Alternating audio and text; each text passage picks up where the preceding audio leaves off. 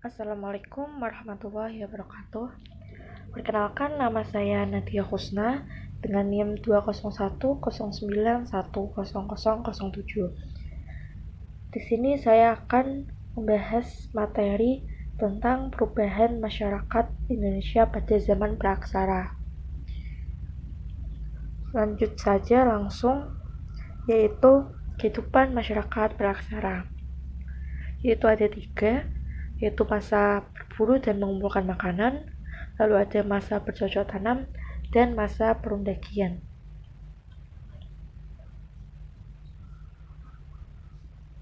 Masa berburu dan mengumpulkan makanan.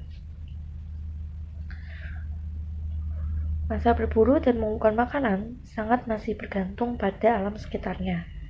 Daerah yang ditempati manusia praksara yaitu daerah yang banyak menyediakan bahan makanan dalam jumlah yang cukup dan mudah untuk memperolehnya. Daerah tersebut juga banyak dikunjungi oleh binatang. Oleh karena itu, manusia praksara mudah untuk berburu binatang. Manusia yang hidup pada zaman berburu dan mengumpulkan ini diperkirakan semasa dengan zaman Paleolitikum. Secara geografis, pada zaman ini masih banyak tergantung pada kondisi alam sekitar. Manusia kadang harus menyesuaikan diri dan bertahan hidup sesuai dengan kondisi lingkungannya. Adapun dari berbagai aspek kehidupannya, yaitu terdapat kehidupan ekonomi, kehidupan sosial, dan kehidupan budaya. Dimulai dari kehidupan ekonomi. Kehidupan ekonomi manusia pada masa berburu dan mengumpulkan makanan tingkat sederhana sangat tergantung pada alam. Mereka akan tetap tinggal di tempat tersebut selama bahan makanan masih tersedia dengan cukup. Namun, ketika mereka telah kehabisan sumber makanan atau alam sekitarnya tidak lagi menyediakan sumber makanan, maka mereka akan berpindah dan mencari tempat-tempat lain yang sekiranya kaya akan bahan makanan. Kehidupan yang selalu berpindah-pindah atau nomaden inilah ciri manusia praksara pada masa berburu. Lalu yang kedua ada kehidupan sosial. Kehidupan sosial manusia pada masa berburu dan mengumpulkan makanan tingkat sederhana masih pada tingkat sederhana sekali, karena mereka hidup berpindah-pindah dari suatu tempat ke tempat yang lain. Maka mereka hidup secara berkelompok dan tersusun dalam keluarga-keluarga kecil. Dalam satu kelompok ada seorang pemimpin kelompok. Pemimpin kelompok inilah yang dalam perkembangan selanjutnya disebut ketua suku. Ketua suku memimpin anggota kelompok untuk berpindah-pindah dan mencari tempat yang baru. Anggota kelompok laki-laki bertugas berburu hewan, sedangkan yang perempuan bertugas mengumpulkan makanan dari tumbuh-tumbuhan. Walaupun tidak ada pembagian kerja secara khusus, namun mereka selalu menjalankan tugas hidup secara alami. Lalu yang terakhir ada kehidupan budaya. Kajian budaya dapat dilihat dari hasil karya mereka yang telah ia buat, yaitu alat-alat pada zaman praksara dapat memberikan petunjuk bagaimana cara manusia pada masa itu hidup. Pada tingkat permulaan, cara pembuatan peralatan ditunjukkan oleh kegunaannya, lalu ditingkatkan pada cara pembuatannya. Karena peralatan manusia praksara pada zaman itu terbuat dari batu, maka hasil budaya yang dikembangkan pada zaman tersebut adalah hasil budaya batu. Sehingga tidak heran jika zaman tersebut dikenal dengan zaman batu. Lalu kita berpindah ke zaman masa bercocok tanam. Setelah melewati masa kehidupan berburu dan mengumpulkan makanan, maka mereka menuju masa kehidupan bercocok tanam. Mereka telah merasakan kehidupan berpindah-pindah, kurang menguntungkan, karena harus berulang kali membuka ladang. Selain itu, yang bercocok tanam dirasakan persediaannya kurang. Dan mereka juga selain itu bercocok tanam juga dikembangkannya dengan memelihara hewan ternak. Manusia yang hidup pada masa bercocok tanam ini diperkirakan semasa dengan zaman Neolitikum. Secara geografis, pada zaman ini sangat menggantungkan iklim dan cuaca alam. Hal ini karena sangat dibutuhkan untuk bercocok tanam.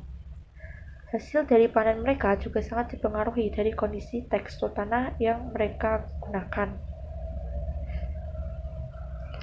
Adapun aspek kehidupannya yaitu seperti halnya kehidupan ekonomi, sosial, budaya. Yang kehidupan ekonomi pada masa bercocok tanam ini, manusia mampu mengolah secara sederhana untuk memenuhi kebutuhan hidupnya. Secara ekonomi, mereka telah menghasilkan produksi sendiri untuk memenuhi kebutuhan kelompok. Mereka membuat hutan dan semak belukar untuk ditanami.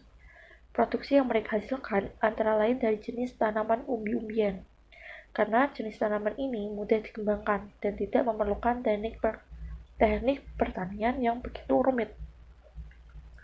Selain pertanian, sumber ekonomi yang lain adalah berternak, dengan memelihara ayam, kerbau, babi hutan, dan lain-lain. Mereka sangat terbantu dalam menjalani hidup, karena fungsi hewan ternak selain sebagai sumber makanan, untuk juga membantu dalam berburu, karena kegiatan berburu dan mengumpulkan makanan masih mereka lakukan. Lalu yang kedua, kehidupan sosial. Kehidupan bercocok tanam mempengaruhi tata kehidupan sosial secara kelompok.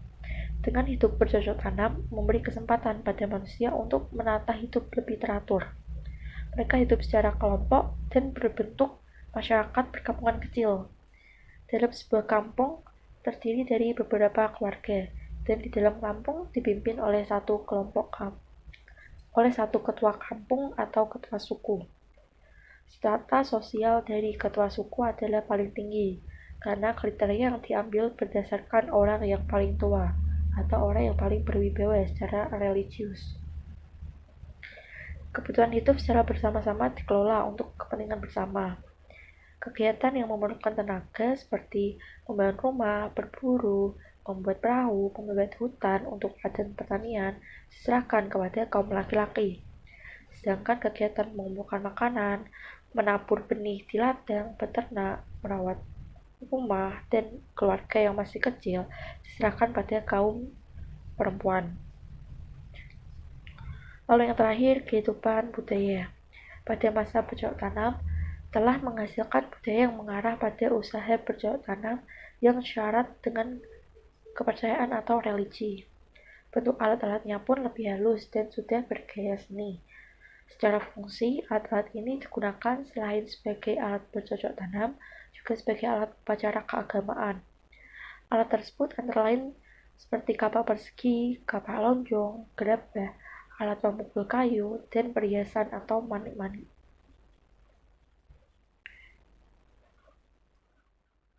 Lalu kita kembali ke masa yang lain, yaitu masa perundakian.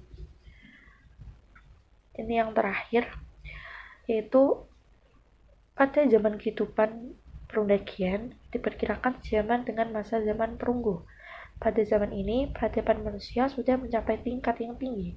Hal ini ditandai dengan munculnya sekelompok orang yang mempunyai keahlian atau keterampilan tertentu dalam pembuatan gerabah, pembuatan perhiasan, dan pembuatan perahu. Yang paling menonjol adalah pembuatan bahan-bahan dari logam. Dengan munculnya masa perundakian, maka secara umum berakhirlah masa praaksara di Indonesia, walaupun dalam kenyataannya ada beberapa daerah di pedalaman yang masih berada di zaman batu. Kegiatan peladang mulai berganti ke persawahan.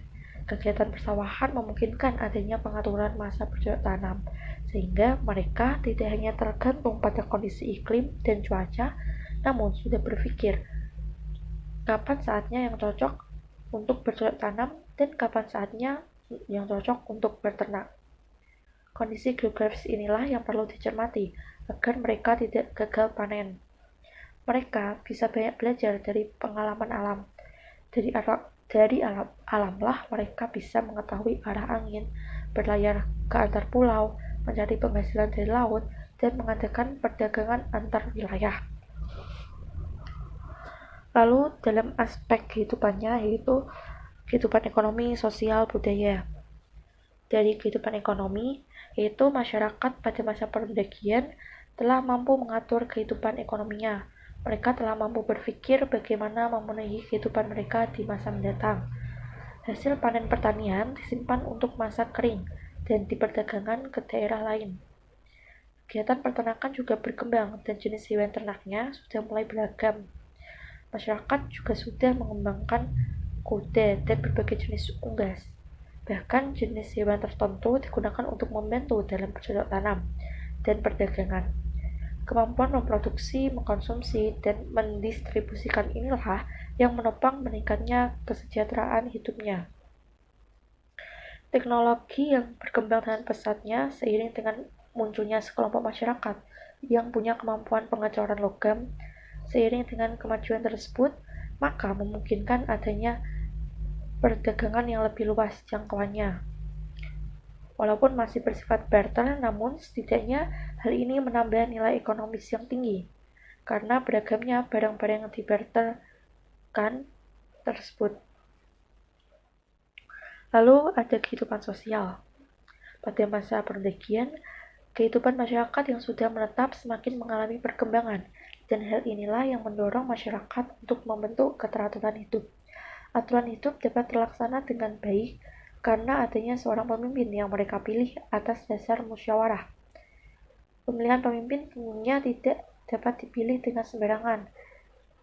Seseorang yang dipilih sebagai pemimpin adalah seseorang yang memiliki kemampuan untuk melakukan hubungan dengan roh-roh atau arwah nenek moyang demi keselamatan desa setempat, serta keahlian-keahlian yang lebih. Dalam tata kehidupan yang sudah teratur, berburu binatang liar seperti singa, harimau, dan bison merupakan prestik tersendiri jika mampu menaklukkannya. Kehidupan masyarakat zaman perundakian memperlihatkan rasa solidaritas yang kuat. Peranan solidaritas ini tertanam dalam hati setiap orang sebagai warisan yang telah berlaku sejak nenek moyang. Adat, kebiasaan, dan kepercayaan merupakan pengikat yang kuat dalam mewujudkan sifat itu. Akibatnya, kebebasan individu agak terbatas karena adanya peraturan-peraturan yang apabila dilanggar akan membahayakan masyarakat.